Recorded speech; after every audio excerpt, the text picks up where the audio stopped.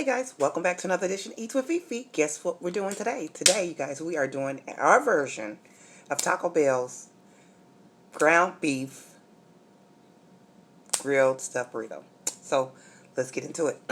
So for anybody new, welcome, welcome, welcome. Don't forget to like, comment, and subscribe. I got 1 tortilla, and this is 220 calories. Let me show you which ones I got. The ones from Walmart. These are they're 8 large. That's all it says. It doesn't tell you if it's like 12 inch or anything like that. So, you guys, I don't want to keep you guys long. And so we're just going to jump right into it. Okay, so let me tell you what I got. This is a canned bean, refried bean with chorizo in it.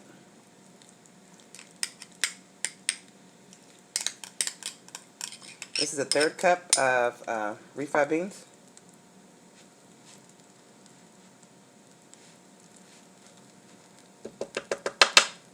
We have 1/8 of a pound of ground beef with onions. We have, I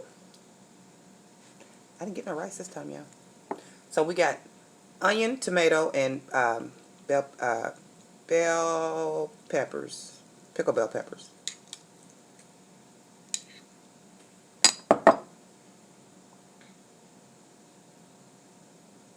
Uh-oh. This is a 1/3 cup of mozzarella cheese, which they say is a serving size. Oh, this is kind of big. And this is 4 tablespoons of light sour cream. Because I know I like it saucy. And I think that's all I'm going to put in here. Ooh. Probably should have rethought that shit. Probably should have wrapped it up.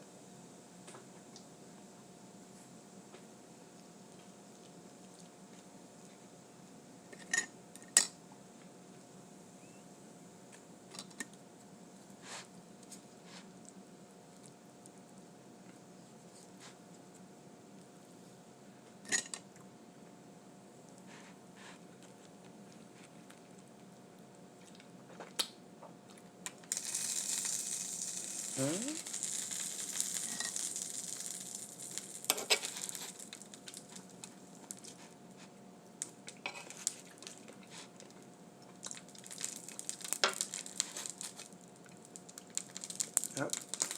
You know, it's one of my shenanigans. We're going to have to do. Take some of that out and just put it on top.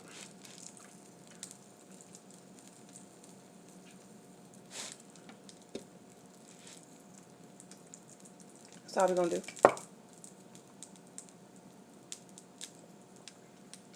Try it again.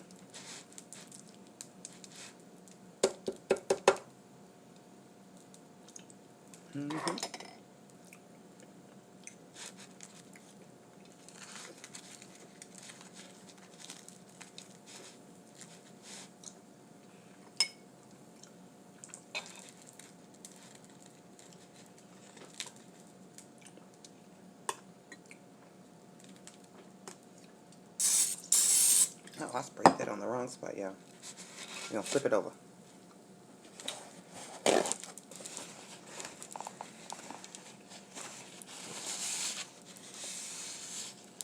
And we're going to grill it, baby, grill. Yep, the thing's hot. But guess what? It's one of my shenanigans. And it is what it is.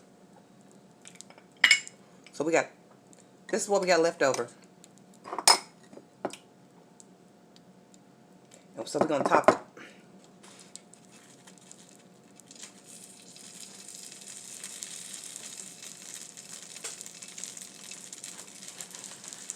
Once we get it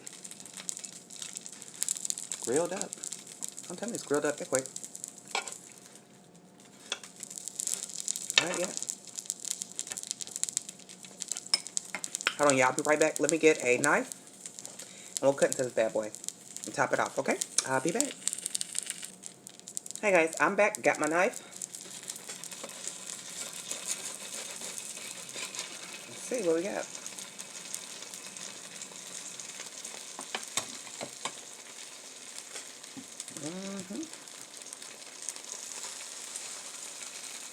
Oh yeah, that's nice. So I'm gonna take that one there. That's just some sour cream that it came out of, y'all. Don't worry, because it's gonna be so good. And I'm gonna show y'all this one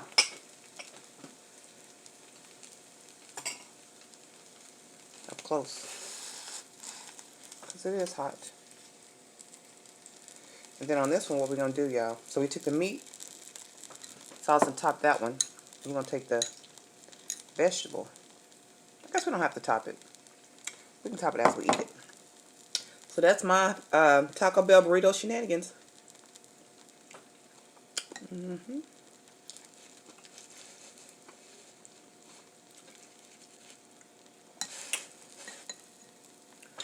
Alright, so how are you guys doing during this time of, I don't want to say propaganda, but this stressful time of pandemic? That's what I want to say. I don't think I was missing with some cucumbers. I could have cut up an avocado, but nah, not for this one. Uh-oh.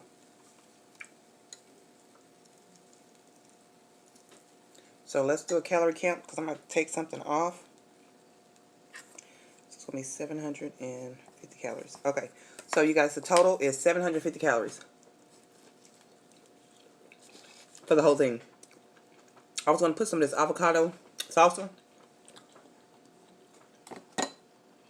but I already had too much going on, so I figured I'd omit that one. I should have made a simpler one first. If I would have made a simpler one with just the meat, beans, and cheese.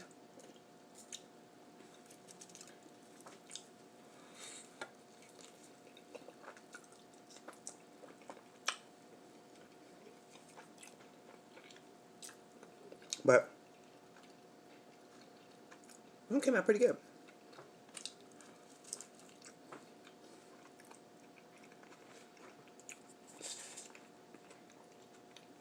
So let's do our calorie count. The tortilla is 220 calories. The beans is 160 calories. The sour cream, 70 calories, because I did 2 sevens. The cheese is 100 calories. The beef is 175 calories, only because I used a half a serving. The serving is 1/4 of a pound. I used half of that. And I gave the veggies 25 calories. So since I had to take the avocado off, instead of 840 calories, it came out to 750 calories. So, I was watching T&Lee TV, and our hubby was doing a video, and he was saying something about, what do you think about other essential, okay, so you have what they call non-essential, and then you have what you have essential. Healthcare employees are going to be essential employees. However, people who work in warehouses, people who work at the grocery store, truck drivers, anybody who works at the grocery store, those are essential people, period, point blank. So he was saying, gave an example like somebody working at Walmart. What do we think about them not providing them with gloves and masks and all that kind of stuff? So I made a comment and I stated, I think that it's unfortunate, however, a majority of those PPE supplies, which is masks, gloves, and all that kind of stuff, needs to be reserved for the hospital workers because they're working directly with sick people.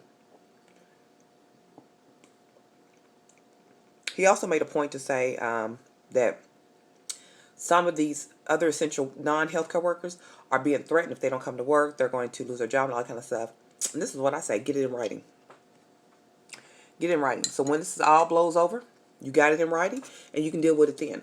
But I would always suggest, too, you keep your family safe because, you know what? If somebody, Lord forbid, something happens to somebody in your family, oops, I'm sorry, it's not going to cut it for me. So, I would suggest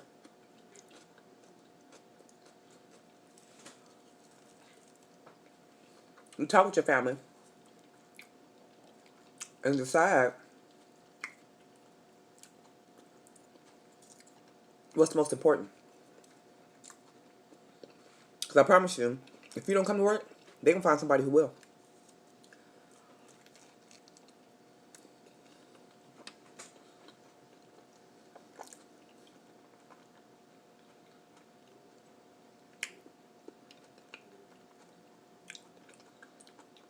As you can tell, you got some companies who have compassion. You have some companies who are just worried about their bottom line.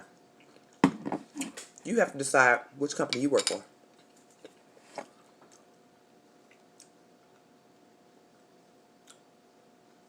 I think this is only 10 calories per serving, y'all.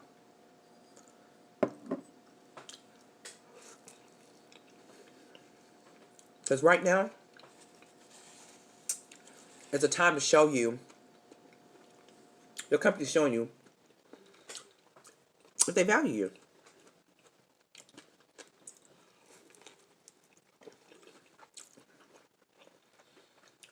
They really are. But that was a good point that he brought up.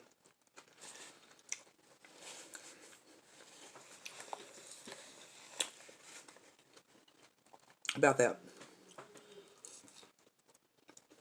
I think the pillow guy, he's turned his factory into a factory that's going to be producing some of this PPE stuff. So that's a good thing. But, like I said in the previous video, my son's friend works at Walmart. And it must have been last month. They had 6 cases of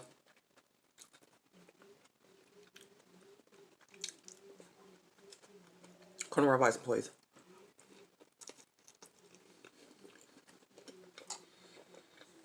All cart pushers.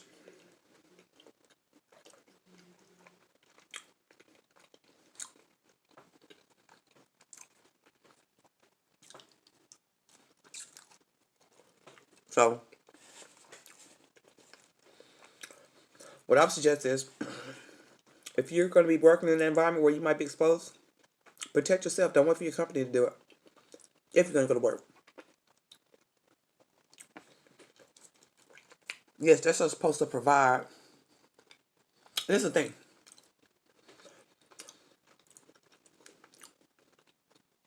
I don't think there's anything written that they're supposed to provide you with masks, gloves, PPE, like the hospital, unless you work in an area that requires it, like, say, the meat department. You're in the meat department, you got to wear a little hat, maybe little booties, apron. That's what they're required by law to provide you with. So, you need to read your employee handbook and find out, because this is the other trick. Every year when you sign off on the employee handbook, you're saying that you understand that this is what they provide. So that's another key factor.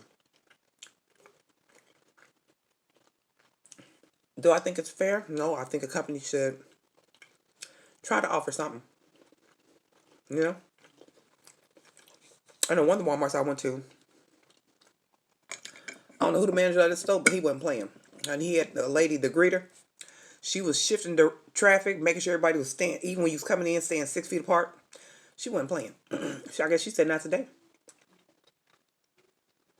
Not today. So that's something that you want to take into consideration. I don't think it would be necessarily, so since we're talking about Walmart, it would be Walmart in particular, it would be that store manager or regional manager, how they're going to handle things. Because the Walmarts down here might handle it different than the ones in Oklahoma.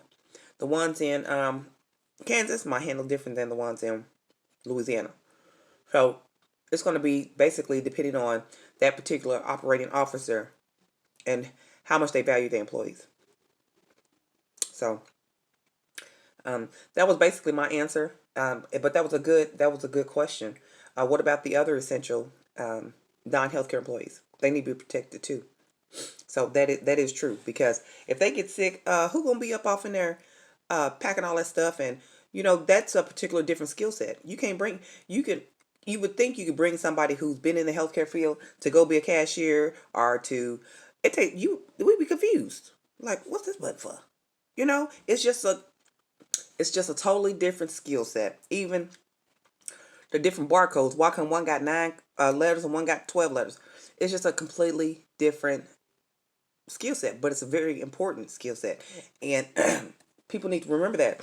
Even down to one of the most important people next to clinical, who's neck and neck with clinical, is your housekeepers. What people don't realize about housekeepers is they have a particular set of skill set where they know how to do the different cleaning mechanisms, whether sanitizing, sterilizing, and all that kind of stuff. Anybody just can't be a housekeeper. They might think it's a thankless job, but it's not.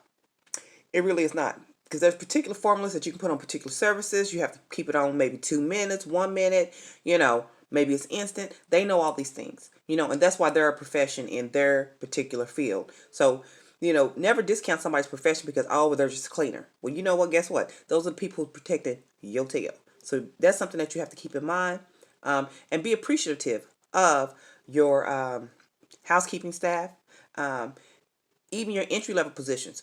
You have to understand that everybody who enters into a profession at some point in time enters into at an entry level position. Even if you go to medical school, become a doctor, you still got to come in as a resident, entry level, before you can become an attending. So there's levels to every single thing, and there's a reason why there's levels to everything because there's a process, and you need to it's important to learn all those different things, because if you go from, like in previous decades, if you go from straight out of school to being the attending, you'll see the dysfunction and stuff, because they don't know what the person at the so-called bottom is doing. If you can't do their job, then you shouldn't be able to do the head job. I feel like, just if you're going to go to nursing school, I feel like everybody should be a nurse aide, if not a housekeeper. Start as a housekeeper for 3 months, then be a nurse aide for a year or two, and follow the process so that you can appreciate every particular discipline that you interact with, because it's important. Everybody's job is important, because I promise you this much. I've been up in a hospital where housekeeping was scarce and we needed a bed. Okay? So I became respiratory therapist plus housekeeper, because at the end of the day, if I got to get a vent patient on the floor, I got to get a vent patient on the floor. You know what I'm saying? We're talking about somebody's life. When I clock in on that clock, I become a clinician. And my job is to take care of the people that I'm serving, point blank, period. Put everything else aside, I have to take care of those people. So whatever I got to do, I got to do. Whether if I got to call the housekeeper, okay, so do I need to use the red tab or the yellow one or the gold? Which one? What can I do? You know what I'm saying? Get on that phone. We got to do what we got to do. When you go to work, you can't. You can have an attitude. Well, that's not my job. Da da da. But you're gonna find that your job is gonna be more difficult, because people aren't gonna be bothered with you. You know what I'm saying? You have to understand, when you're in the hospital, you are part of a team, and you got to work together to get what that patient needs done safely. Period. A lot of people try to do that slow to move type mentality. See, working with somebody like me, I'm gonna call you out. Excuse me. Hello. What do you think you're doing? You know, I've worked in hospitals where a patient was transferred, maybe from the emergency room or another hospital, and they were transferred to the hospital. They got to the room that they were assigned. Ain't no nurse aide showed up. Oh no. Guess what? Hello. Where you at? Are you refusing? Are you gonna come? Yeah, people might think it's jazzy or whatever, but what if you were that patient? Or what if that was your mother? Or what if that was your child? Point blank, period. If me as a therapist, that's really outside of my scope. If I'm coming to willing to help you because I know you might be having a heavy load or you might be a little bit busy, at least you could do is make an effort to say, okay, give me a second. I'm just to come. And I'm all about teamwork, because, nobody can do the job by themselves. I'm all about teamwork. But don't be thinking that you're going to put the work off on me. Because I've worked with coworkers who think, oh, well, she's going to do it. I can show you better than I can tell you. I can mind my own business. It's not a problem. I can come to work. I can come take my patients. If I have to report with you about a particular patient, I can do that, and I can keep it pushing. However, I feel like it's in the best interest of the patients that we work as a team. And, maybe I may have to work harder on Monday than I did on Tuesday. And that's okay, because guess what? It's just a shift. We just got to get through it. It might be 8 hours. It might be 12 hours. It might wind up being 14 hours. I've had that. I've come home with busted ribs. You know what I'm saying? Trying to save a patient's life. But at the end of the day, it was worth it, because guess what? That patient is still alive to this day. It is not for me to say when somebody's demise is okay. That's not for me to say. My job is to keep that patient alive according to my clinical set. You know what I'm saying? Until I hand off to somebody else. That's what my job is. You know what I'm saying? Unless the patient states otherwise. Point blank, period.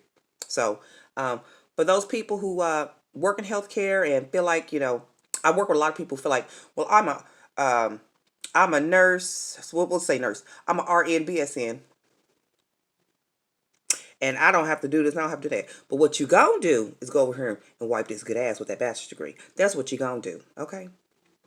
Okay? What you gonna do is make sure that patient face is washed. You're gonna be treating them with some type of dignity. You know what I'm saying? So, people, right now we're in a pandemic, but we gotta work as a team. Regardless of what your title is. You gotta know your role and go above and beyond. Because right now, people are dying, people are sick, and we just don't have time for selfishness. We just do not have time for selfishness. So if you can be a blessing to somebody, try and be a blessing for somebody. And that's my rant. So until next time, you guys, don't forget to be blessed, stay blessed, and be a blessing to somebody else. And smile at somebody, honey. You'd be surprised. You may just change their world. Until next time, you guys, remember, over here, honey, you are a star. You shine what? Bright like a diamond. And anything that I've said on these YouTube streets, I've said what I said, and I meant it. And I don't take it back. And if somebody don't like it, sounds like a personal problem to me. Till next time, peace.